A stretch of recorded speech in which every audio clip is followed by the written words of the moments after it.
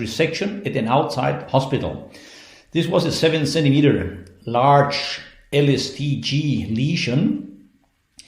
After we resected the lesion, we performed hemostasis of the ulcer bed and also ablation of the lateral margins using a cap.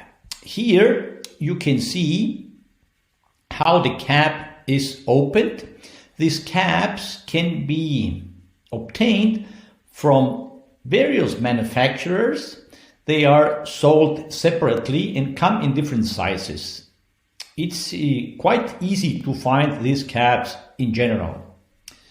Here we're showing a close-up of the cap, and now the cap is being attached to the tip of the endoscope.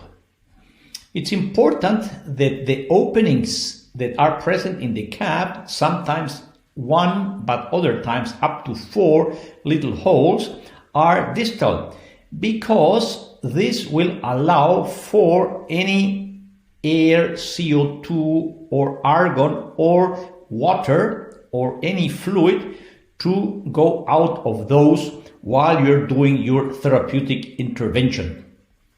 Here we're seeing the endoscopic view of the attached cap, and soon you will see how this technique of having a cap distally on the endoscope allows for